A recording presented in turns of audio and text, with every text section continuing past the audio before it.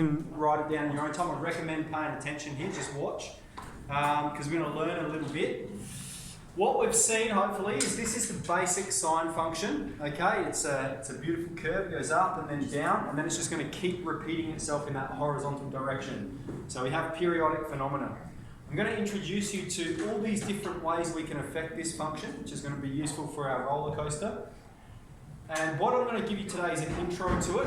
So 7b is in 3 parts.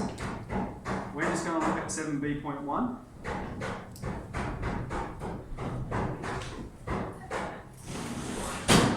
And tomorrow we'll do 7b.2 and 7b.3. Okay, so firstly we have amplitude. This is the distance from the principal axis to a local max or minimum. The principal axis, well, so it just begs the question, what's the principal axis? That's the line about which the function propagates itself, okay? It's normal about the principal axis. So in this case, our principal axis is the x-axis, and our amplitude is that distance there, 1. Of course, we've got the function y equals sine theta or y equals sine x. Our amplitude, the number in front of that, is the number 1. Okay, next we have the value of b, okay? B tells you how many wavelengths occur in 2 pi. It affects what's called the period. C, horizontal translation, so is it shifting it to the right? Is it shifting the function to the left? And then D, like we've seen in quadratics and cubics, vertical translation, shifting it up, shifting it down, okay? So we have shifting up, shifting down. We have amplitude, which is stretching it further away from the principal axis or bringing it back closer to. And then we have period, okay, which is saying how long is it for one wavelength. So it's stretching further and closer to the y-axis. Okay, I might uncover what these things are as we're doing it. And obviously when we say this word wavelength, we mean one whole maximum and one whole minimum. That's one wavelength, okay? So let's get into this example. Y equals 3 sine 2x plus 4. Let's determine A, B, C, and D. Well, A is 3, that's the amplitude. B is 2. C is 0. There is no horizontal translation. In fact, all of the ones we're going to do, we'll look at horizontal translation tomorrow because that's often the hardest. And the value of D is positive 4. Okay? So from all that information, we're going to generate this graph. Hang on, we need to calculate the period. So that's part 1 there. Part 2, the period is 2 pi divided by B. So that's going to be 2 pi divided by 2, which would be pi, okay? So let me graph it and then I'll explain then. So we're going to need a Cartesian plane. Here's going to be the x-axis because the principal axis is D. That's how much it's shifted up. The principal axis occurs at 4. So I'm going to draw a dotted line. That's 4. And it has an amplitude of 3. Okay? So it's at 4 and it's going up 3 units to its highest point. What's its highest point going to be? 7, and its lowest point will be 1. Okay? And it has a, let's put in here that this distance here is 2 pi. Here's pi on 2, is 3 pi on 2. Alright? Now we have a period of pi. That means we have one whole wavelength in pi units. Okay? So that means it's going all the way up and all the way down in pi units. So there, excuse me, there, okay? And it's going to keep repeating itself. So all the way up and all the way down in pi units. And we've successfully graphed it. Let me point out some connections here. We can see the amplitude is 3, all right?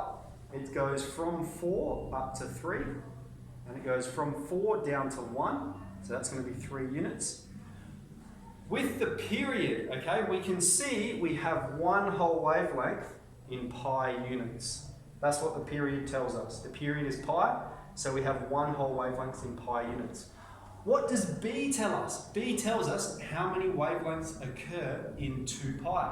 The value of B is 2, and we have 2 whole wavelengths in 2 pi. Alright? And then we said there was no horizontal translation. The last one's D, vertical translation in the principal axis. That's 4. Okay? So the normal function is up on the x-axis. We've shifted it up 4 units, and we've stretched it out a bit in both directions. Okay? We're going to be developing this skill a bit. So let's get into the next one.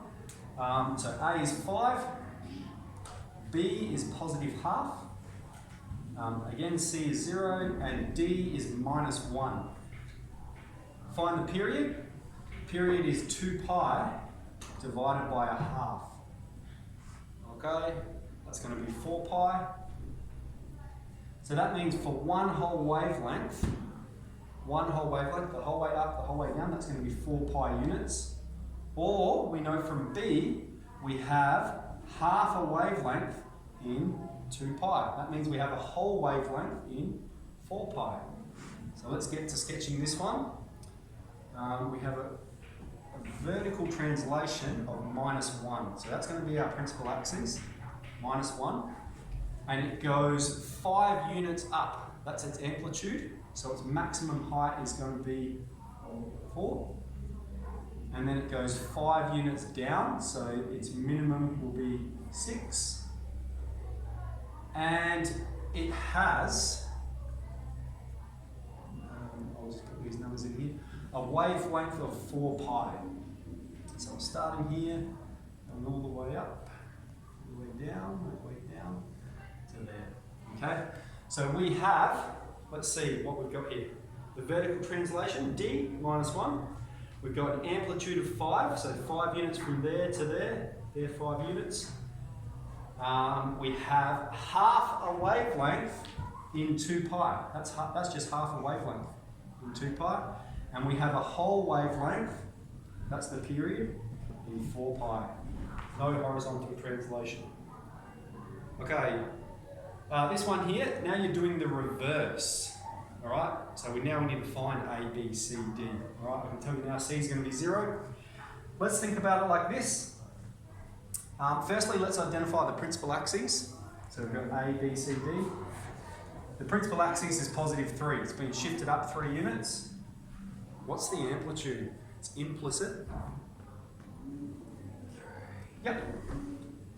Amplitude is distance from the principal axis to a minimum, or a trough we call it, or from the principal axis to a maximum. Who here's doing physics? Yeah. Yeah, you've done waves already? Okay. Probably have, haven't you? Probably have done waves. Hey? You probably have. I was back in making waves, not year 9. Oh, righto. Okay, B. Now remember, the value of B tells you, what's here? How many wavelengths are there in 2 pi? Well, look here. 2 wavelengths in 2 pi. B is 2.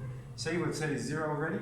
So therefore, this function is 3 sine B is 2, 2x, and then plus the 3. Okay, let's look at how we use our calculator for that. So what we'd have, I'll just graph that one we just had so we can check it out. 3 sine 2x.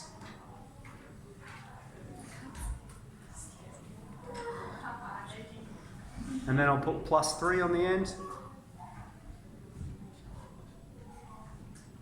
So that's the function I'm going to graph.